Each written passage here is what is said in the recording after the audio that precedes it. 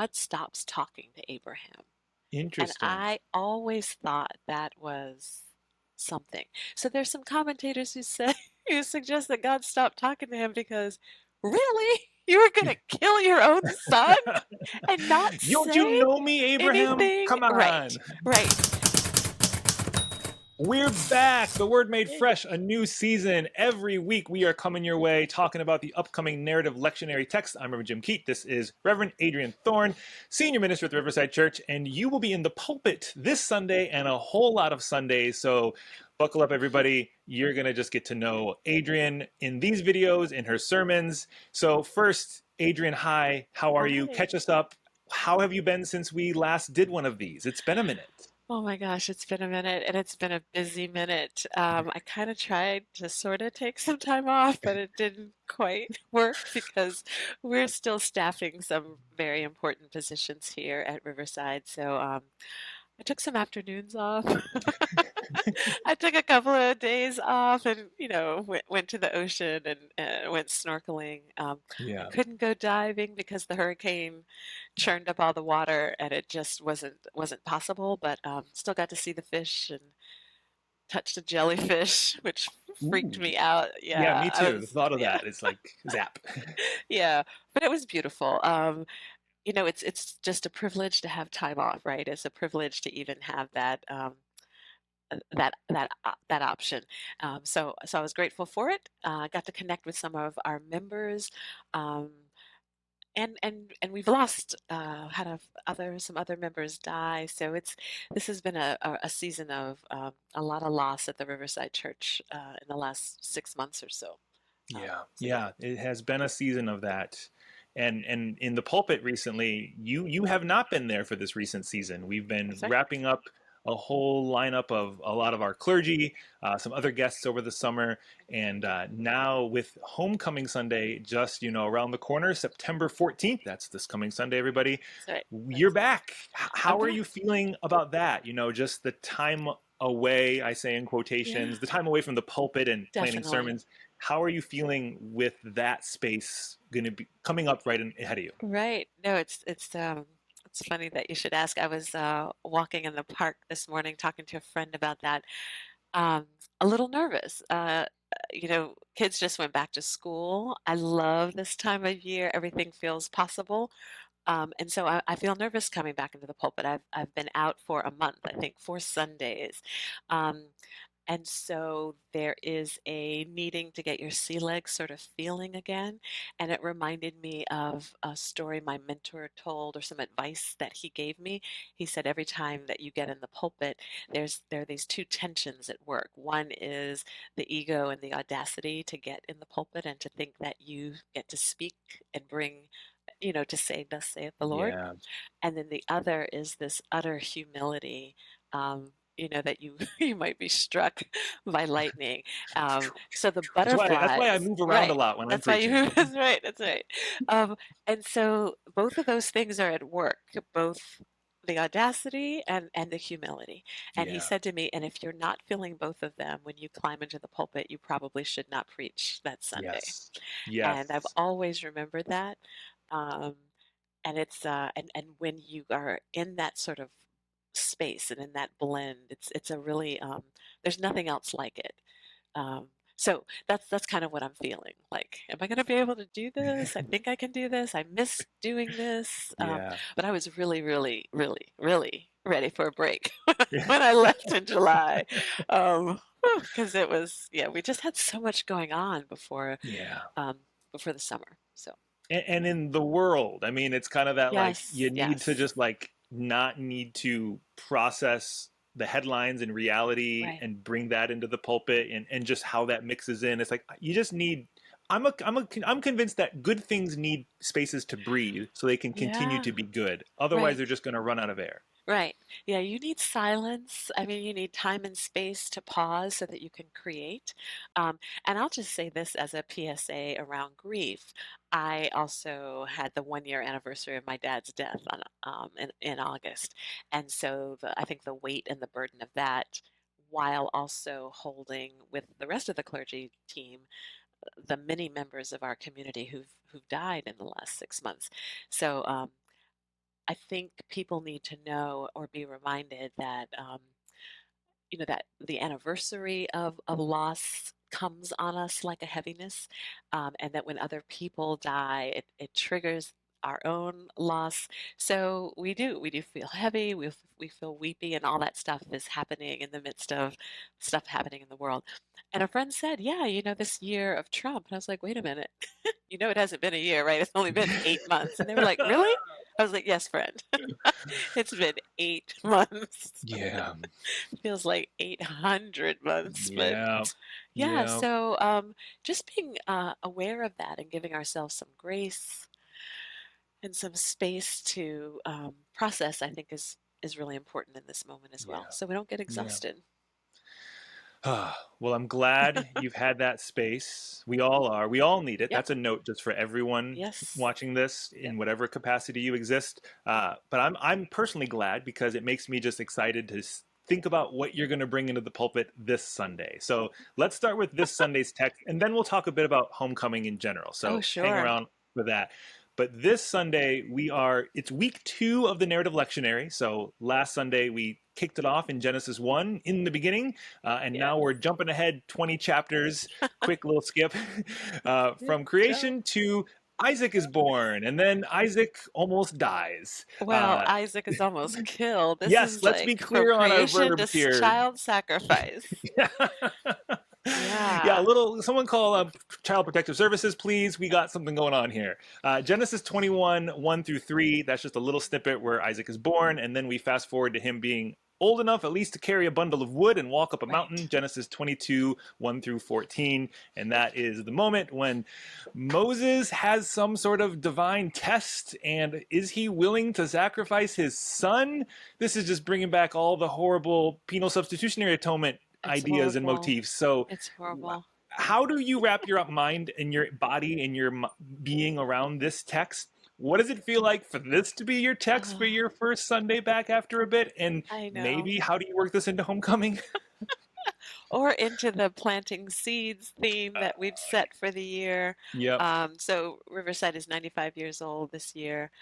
Um, I this is one text that I have read so much about. I've sat down with a rabbi friend in Brooklyn to get, a Jewish take on it. I've read Midrash um, and it is so uncomfortable. It is so troubling.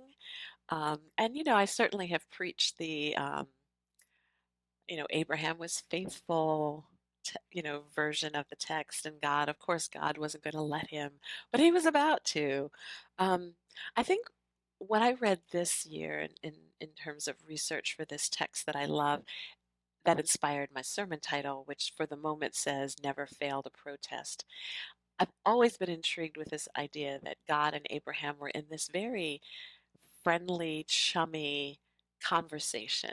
Like God was so present to Abraham. Like he would wake up and almost like God was his roommate. They were having these long conversations. But after this moment, God stops talking to Abraham. And Interesting. I always thought that was something. So there's some commentators who say who suggest that God stopped talking to him because really? You were going to kill your own son and not Don't say you know me, Abraham? anything? Come on. Right. Right. So there's something about that I think is right on. And so what I read this time around was something that looked at the fact that Abraham failed to protest. He failed to make an argument. He failed to say, Mm, he just was like, okay. And we've got a lot of that going on right now. A lot of that, okay. You want to yeah. bring the National Guard into Washington, D.C.? Sure, come on. You want to pull our federal funding or threaten the endowment of our university? Oh, but you need us to say these untruths about science? Okay, we'll say that. We will. I mean, I can't think of more examples. I'm sure you all can. But the way that we are so willing to sacrifice our neighbors, you're going to snatch people off the street. Okay, you're going to go to elementary school graduations and snatch babies' parents, okay, you're going to go to bus stations. I mean, you know the list, and it keeps growing every day. And with horror, we are watching people essentially, Abraham's with their knives up, Yeah. turning on immigrants, turning on children, Wow. turning, right? Yeah. And so And just the that's, numbness, the yes, normalcy, and yes, the once you say yes, okay once, it's easy to say okay again, and then it just right, becomes, well, right. you justify it by repetition, and that's horrible. That's yeah. Oof. Right, right.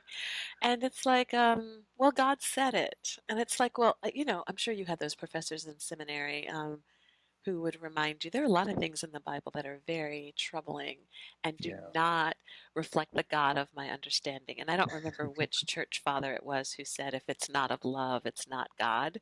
Mm, So we have to ask ourselves, is this the God of our understanding who would ask a parent to murder their child for them? I yeah. don't think so. And so I like this notion that God is shocked that Abraham didn't protest, that Abraham, it Yeah. is where, isn't it Abraham in Sodom who says, if I can find one, Yes. but not for your That's what I son, was just that right? was that's Genesis 18, just a Yeah. couple chapters earlier, just Oh a my moment gosh, right before this. before. Okay, I didn't know the Abraham, order. unprompted, goes toe to toe with God, saying, "Whoa, whoa, whoa, For God! Lot's strangers. in there. My nephew's there. You can't, Right. destroy them." So he goes toe to toe with God to protest and debate Yeah, over Lot. But then when it right. comes to his only son that Only, he was right. Well, desperate his for, second son, his baby son. I yeah, know, I know, I know. yep, yep. The one who would become the, yeah, Yes. all that. But still, why isn't this where he's like, hold up, I must Right? have read this email wrong. This Right? is a typo. We Right. gotta. And if this is what you're saying, I have a problem. I have a problem, but there's no question, there's no pushback. Yeah, and so I think there's an invitation for us to ask that question of ourselves. Are there places where we are going along with some death dealing, whatever?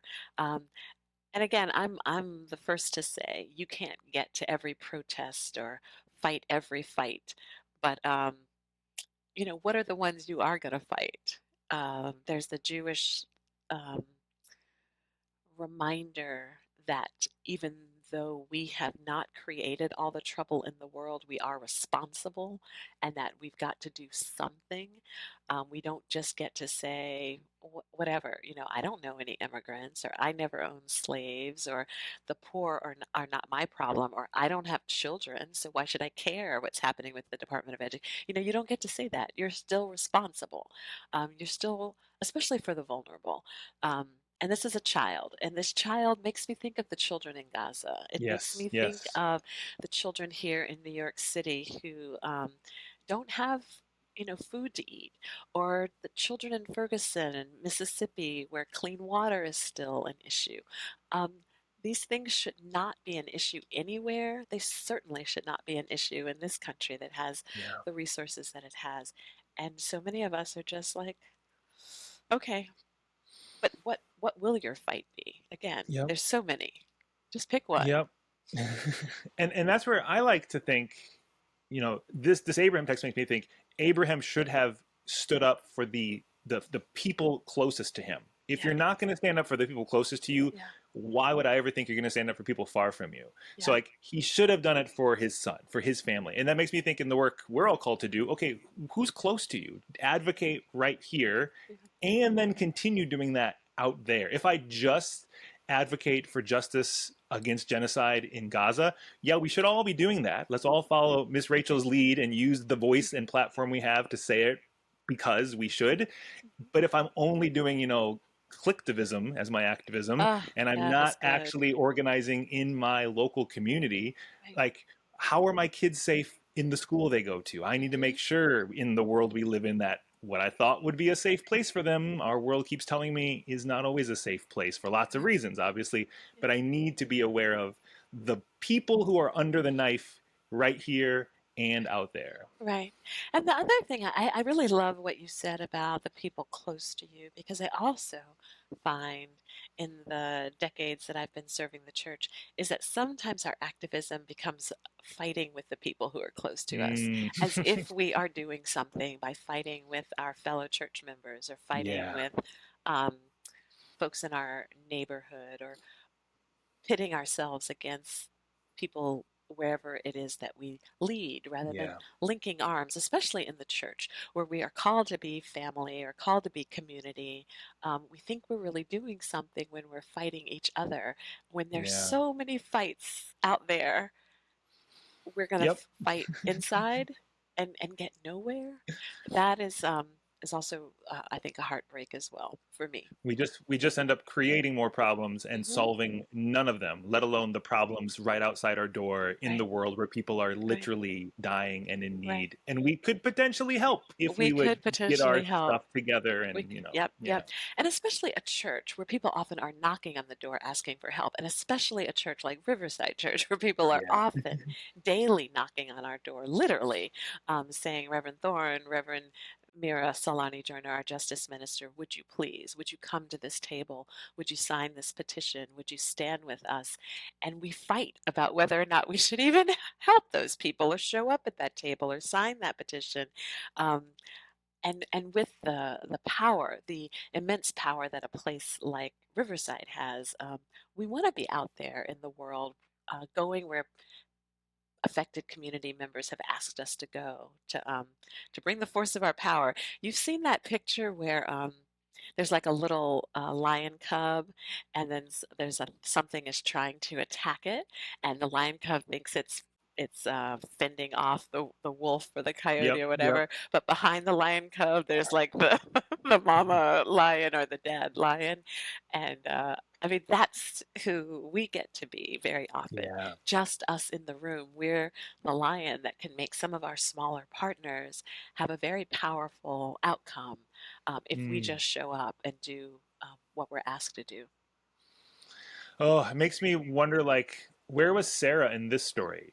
Someone Mm, needed to show up when Abraham was getting it wrong. Be like, "What are you doing to my baby? No, right, no, no." right, Anyone, right, even Hagar. No, no, no. I know that kid's not mine, but I still love that kid. right, No. right. Like, where are the people showing up when something's going wrong? But I want Or to were they just say, you are pointing out that those are the women. And I think, and then Hagar was an Egyptian woman, woman of color, you might say. And I want, yes, the women to speak up and to remind folks that we don't deal in death. But I also want for my brothers and my Oh yes. siblings, for us to have that intrinsic compass in us to do what Abram did in Sodom, to say, God, Yes. have you lost your mind? If I can find a person, and God is like, if you can find one, go to the mat, protest, speak Yeah. up, don't mumble your way or keep silent. We will not be silent. We will not forget. Yeah. Yeah, all of those things. This is the moment.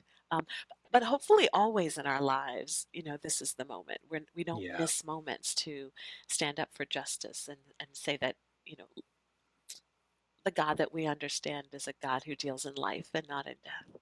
Yeah. Yeah. Whew. Well, all that on Homecoming Sunday.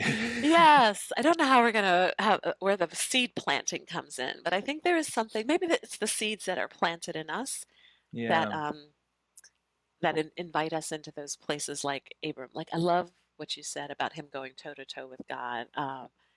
Like how dare us, right? But Yeah. I think Which God you could say loves that the it. going toe to toe to God is a seed planting moment. It's like you're doing something Yes, that will lead to something. And in this right. story, he doesn't plant that He seed. does He doesn't go not. there. And like He you were saying, it fails. seems like that buddy buddy relationship changes in the text. It's Yeah. like, whoa, if you're not willing to like actually stand up Yep. when God says something that seems a little, wait, Right. Right.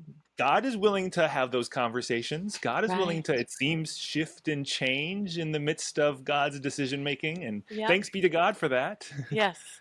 And so we often see that as God testing Abram, and very often it's can is does Abram love God enough to make the sacrifice? But it could be the test could be, um, is Abram willing to go toe to toe with God Yeah. for the right, for what Oh, is right, he right? failed the And you test. This is failed, a story of him failing. right?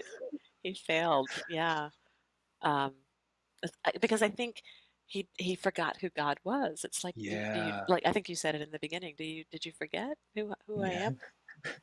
Right? I deal in life and love.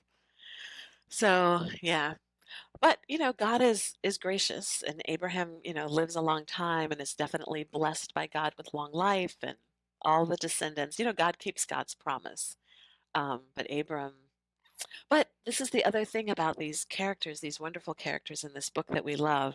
Um, what they remind us is how messed up we can be also as human beings, and how God continues to be faithful and gracious and forgiving, and to shower us with abundant blessings, even when we are really foul.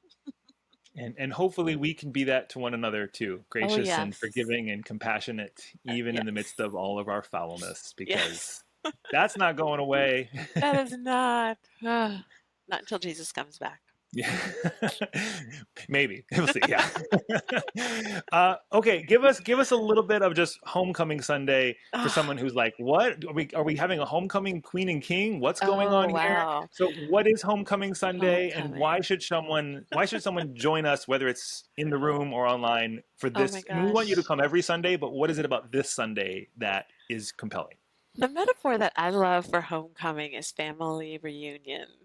So people have been away, not everybody, but people have taken a bit of a break, perhaps. Maybe they've visited other churches over the summer. Some people like to do that.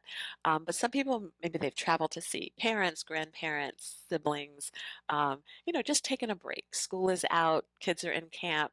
It can be a time when families um, maybe just don't come to church as often as they might. So this is when we all come back, right? School started last week, and now people are back into that rhythm. So we come home, home to God, home to faith community, home to another opportunity to grow and deepen our relationship with God and follow Jesus more closely and carefully. So this is the Sunday we designate that everyone comes. And some people come from out of town. Certainly, people join in the online space, and folks are on site. We have joyful music. We have a tradition of singing what we call the Riverside Anthem, which is the hymn that was written by our first senior minister, Harry Emerson Fosdick, God of grace and God of glory. We sing that every homecoming. It will be our processional hymn this year. It moves around to different spots. And then after, we have a big, essentially um, family style meal. There's food, and we love to have food that represents different ethnic cultures. That's representative, we believe, of God's kingdom, God's reign, but it's also representative of the diversity of our congregation, the diversity of the world. Um, so lunch is always for purchase on Sunday, but on Homecoming Sunday, it's a free lunch at Riverside.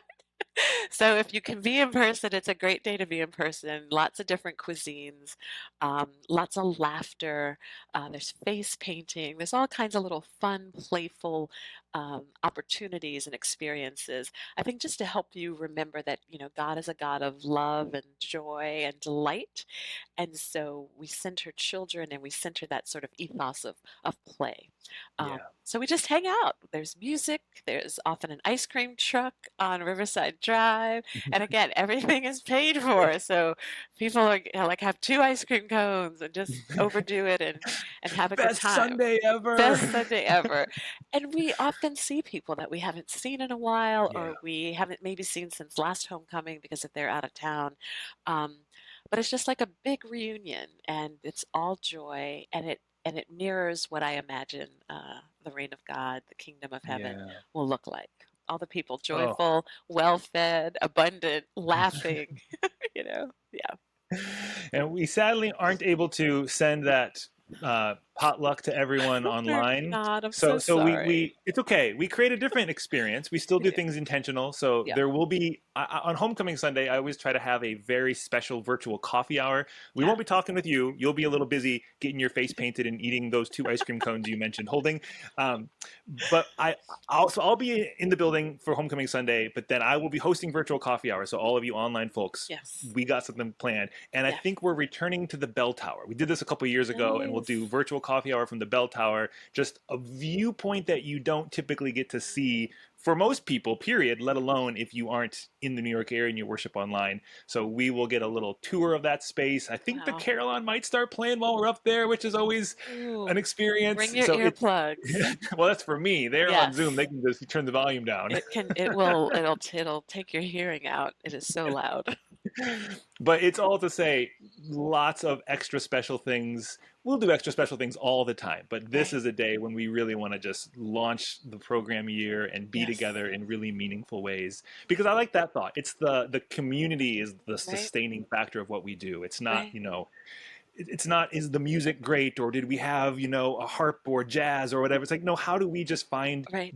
more and more reasons to gather and deepen our connection together. So that's Yeah. what the meals and ice cream are That's for. To me, that's yeah. what the bell tower is for. It's just another Yeah. reason for us to have a shared experience together. Absolutely. And that's what it is every Sunday. It really is what faith community is about. It's the ways that we connect.